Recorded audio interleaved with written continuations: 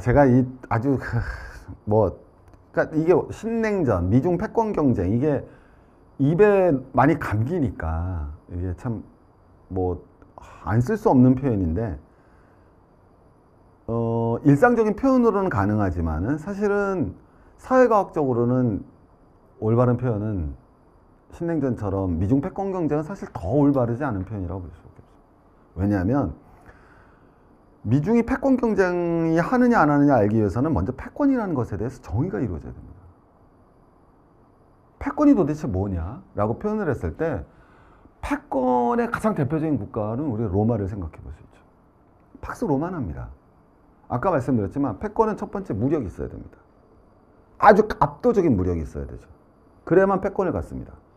우리 냉전 시대 때도 소련이 패권을 가졌던 건 사회주의 국가에서 압도적인 무력을 가지고 있었고 미국이 패권 국가였던 건 또 압도적인 자유주의 진영에서 무력을 가지고 있습니다. 압도적인 무력이 있어야 되지만 앞에서도 말씀드렸지만 그냥 힘 있다고 패권 국가가 되는 거 아닙니다. 그건 깡패 국가죠. 깡패국, 우리가 팍스 로마라고 그러죠. 팍스가 뭡니까? 피스, 평화. 로마의 깃발이 있는 곳에 평화가 있다는 거예요. 그 얘기는 안전을 보장해 줘야 돼요. 그게 패권 국가죠. 조폭 두목이 힘이 제일 세, 싸움 제일 잘해야 돼요.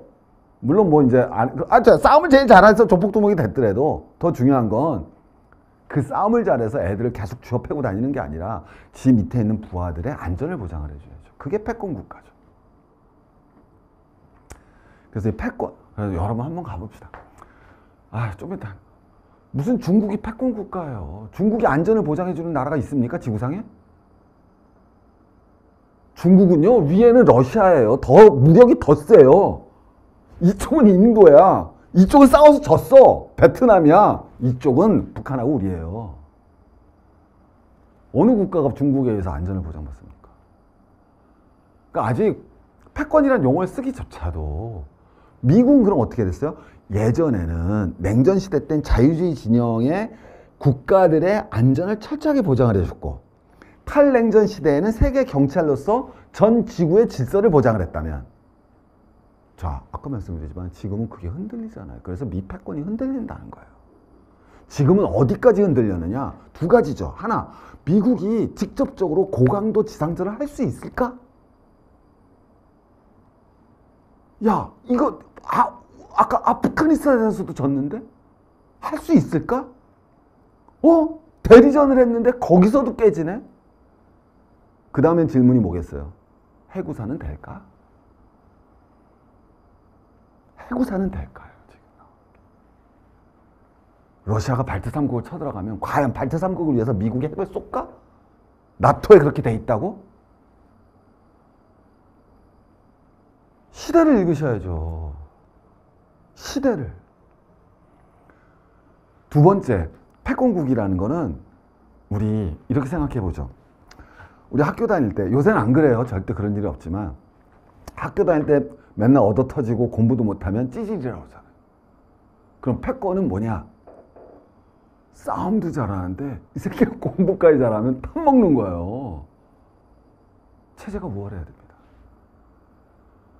패권에선 체제가 우월하지 못하면 그 패권국은 버틸 수가 없어요. 로마가 왜 패권국이었어요?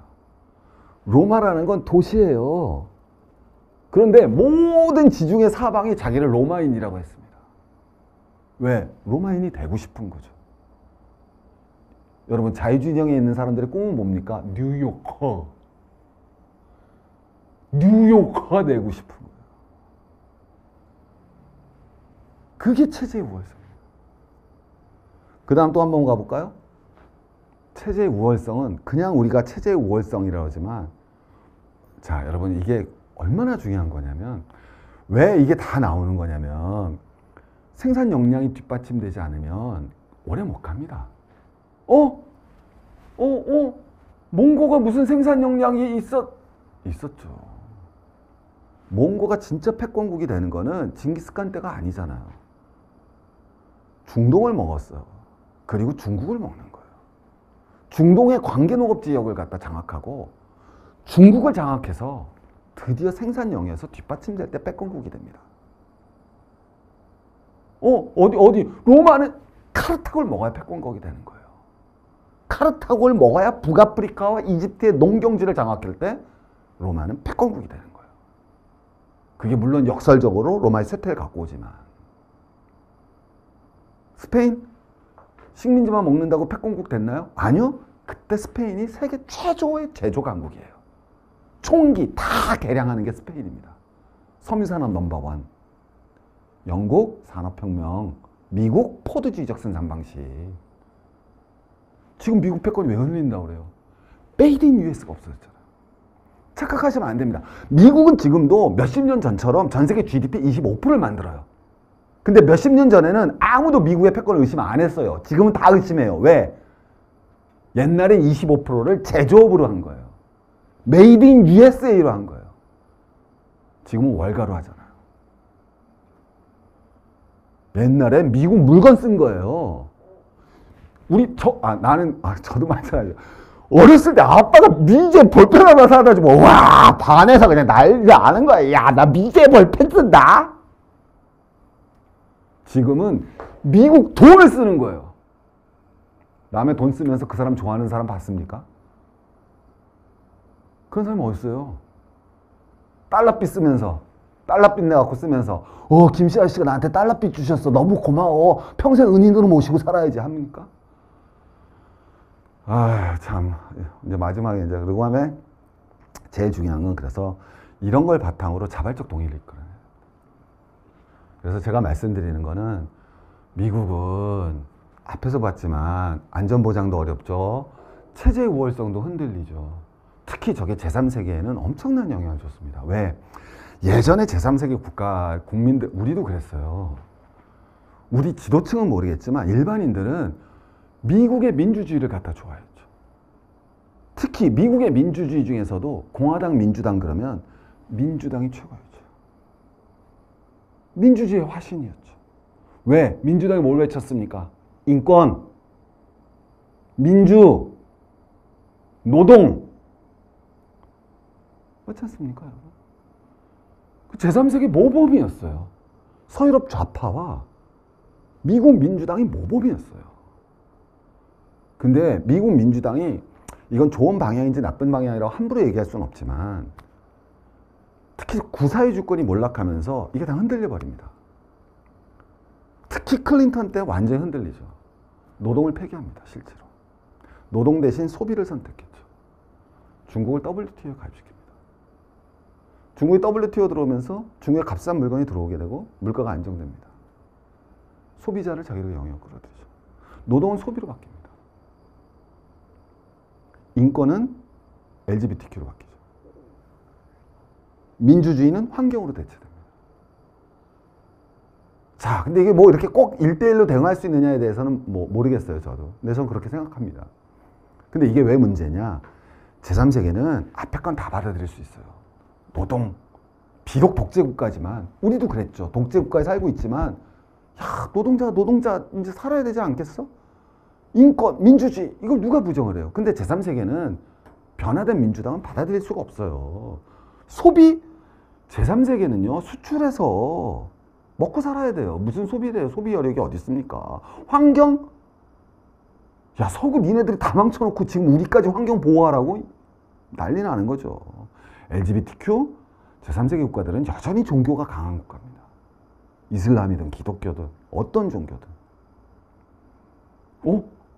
예전에는 미국 민주당 하면 제3세계 여러분 케네디가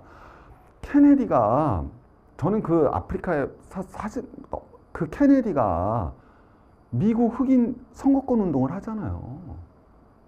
아프리카 흑인들이 얼마나 환호했겠습니까? 아프리카에 들어가집니다. 거기서 연설을 합니다. 미국 아프리칸들에게 있어서 케네디라는 지금 트럼프나 바이든이 가보십시오. 특히 바이든이라는 민주당, 클린턴. 자, 또 가보겠습니다. 메이드 인 USA. 뭐 더 말씀드릴 건 없고요. 이건 제가 나중에 이거는 꼭 제가 이제 사실 오늘 말씀드리면 이제 제가 앞으로는 강의는 모르겠어요. 정확하게 계속 할지 안 할지. 근데 오늘도 책을 위한 강의고요. 근데 책은 계속 쓸 겁니다. 근데 언젠가는 한번 교육과 제가 책에서도 썼는데 100년 전에 미국인들은 이렇게 무식하지 않았습니다. 그럼 왜 교육이 이렇게 쇠퇴했는가?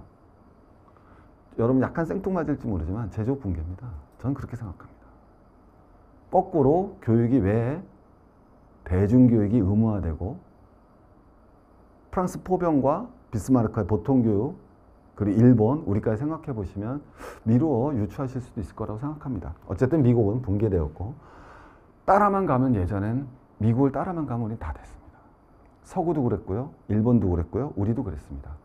물론 그러지 않은 국가들도 있지만 그게 대세였습니다. 일부 남미 국가를 빼고 또 남미 국가는 그렇게 따라가려고 그러지도 않았고 아프리카는 따라갈 수도 없었고 그런데 그 당시에 냉전과 탈냉전 시대 때 미국을 따르면은 성공했던 이유는 아주 간단합니다. 왜? 미국을 따르면 공장이 생기니까.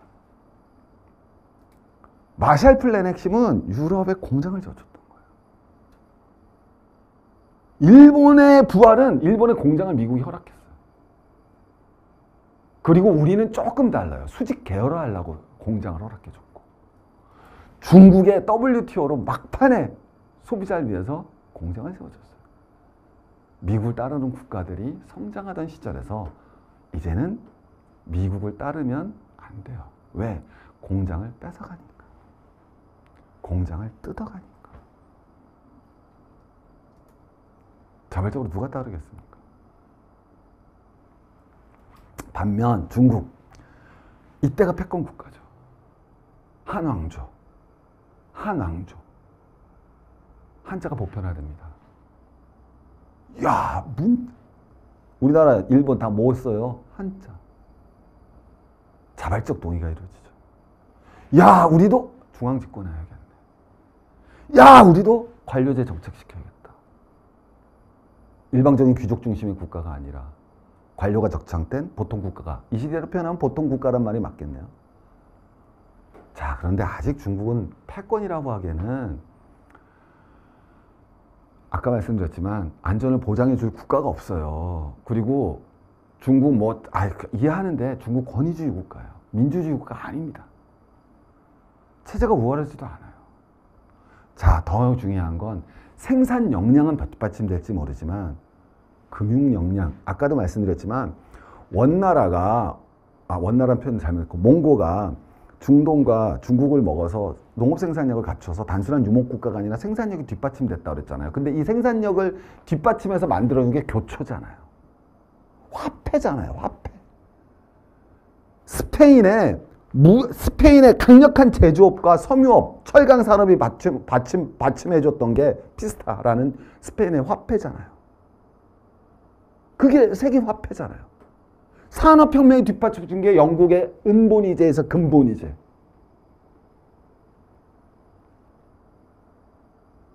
브렌튼우드의 $1에 받쳐준 게 뭐예요? 포도주의적 생산 방식. 근데 중국은 생산 역량은 그것도 아직 의심해봐야지만 있을 수 있지만 뒷받침해주는데 이 위에 화폐가 없어요. 그 다음 중국 따라가면요. 중국의 전체가 기본적으로 근린 궁핍화 전략이잖아요. 네. 더 말씀 안 드리도록 하겠습니다. 그래서 오늘 제가 여기까지 하면서 3년 만에 여러분들과 만나게 돼서 참 너무 감사하고요. 어쨌든 제가 여러분들께 말씀드릴 수 있는 거는 제가 다시 활동을 하겠다 이런 건지는 모르겠고요. 근데 아무튼 제가 여러분들과 책을 통해서는 다음 책도 지금 이미 들어가고 있고요. 그래서 작가로서 여러분과 계속적인 만남을 가져 나가도록 하겠습니다. 여러분 제가 아주 정말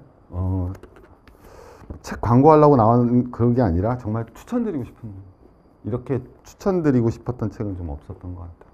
제가 오랜 기간 동안 관심을 갖고 그리고 이제 좀 안타까운 거는 우리가 러우전에 대해서 우리는 그걸 뭐라 그러죠?